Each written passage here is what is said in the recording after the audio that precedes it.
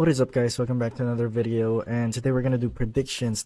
I'm recording this the day of the match of the first day of week number 7 because I have been busy with the SIBO qualifiers. Unfortunately, we didn't make it into the combine because we had a group of death with Onyx and Falcons on our group. But anyways, other than that, yeah, let's move on to the video and let's do our predictions. So this is gonna be based off of what happened in the SIBO qualifiers, because a lot of these teams participated and some of these teams did not participate.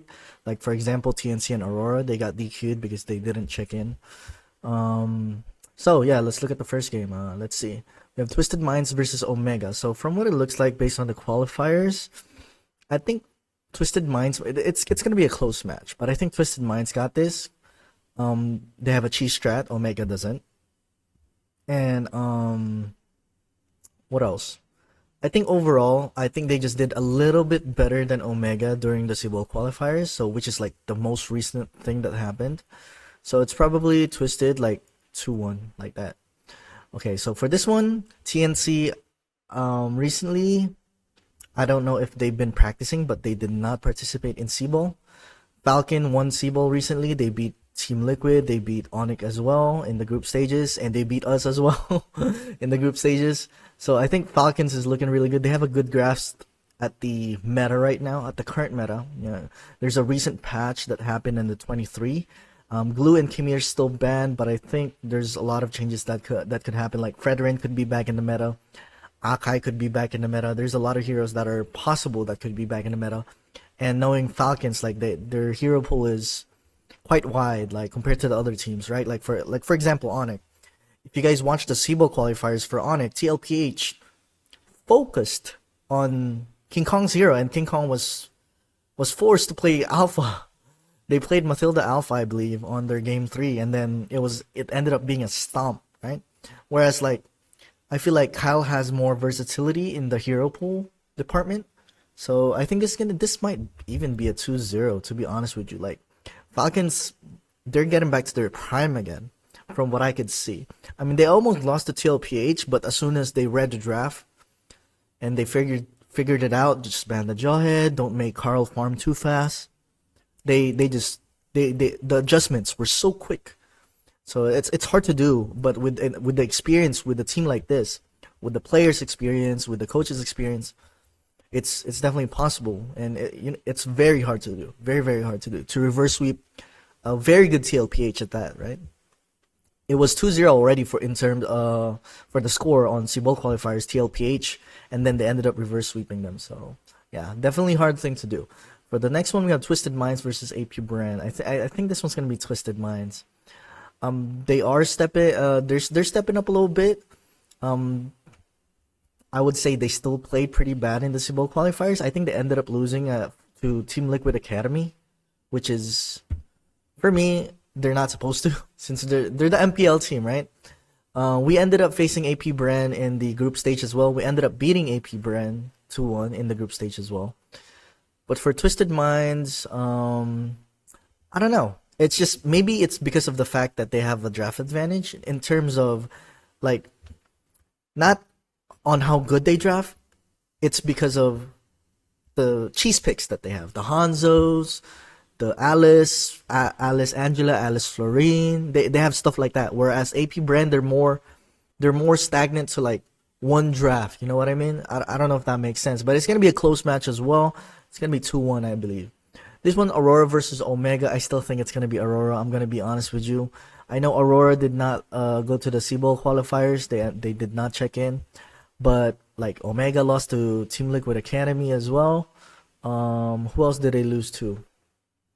I think that was pretty much it. But yeah, like if you lose to Team Liquid Academy, like if you compare it to Aurora, right? Like Aurora is a different monster. So like just with that logic, no, I'm not trying to downplay Team Liquid Academy. It's an MPL team. It's a top tier MPL team.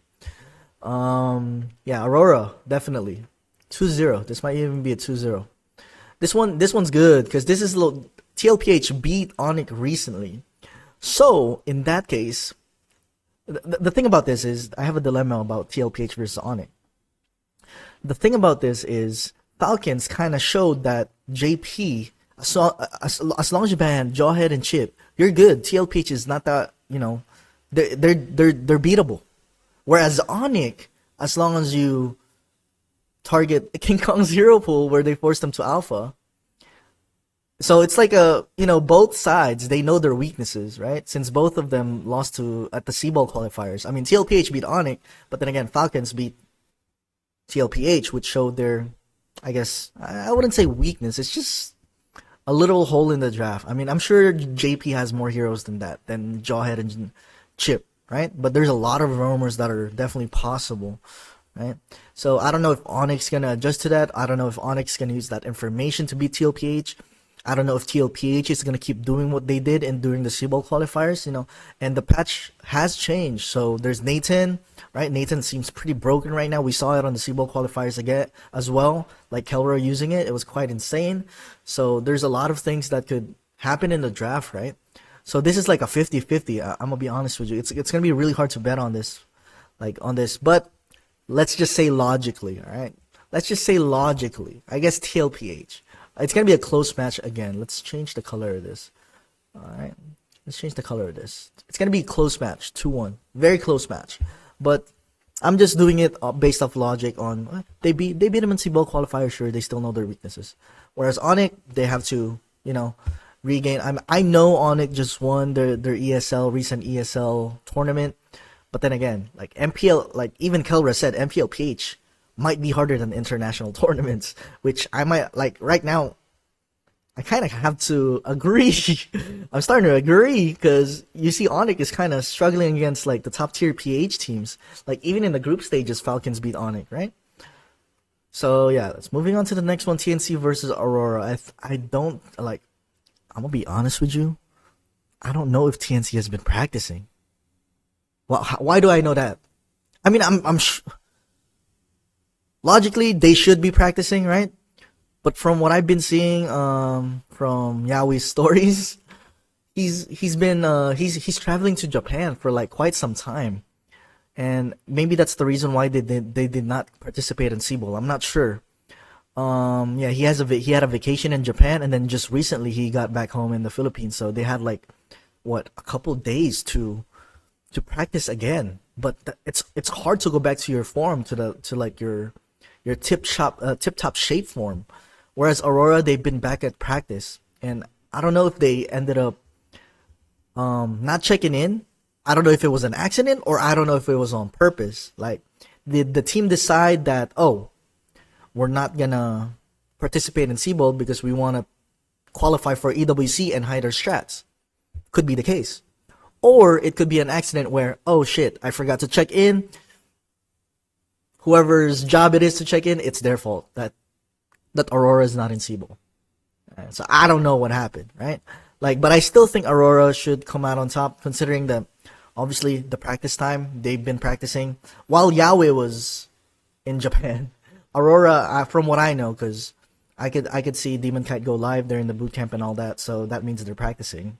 From what I could see, they're not gonna stay in the boot camp because Demon Kite has a whole family and stuff. So if they have a vacation day, usually they go home. So it doesn't make sense to stay in the boot camp without Demon Kite practicing, right? Right? When you have a family.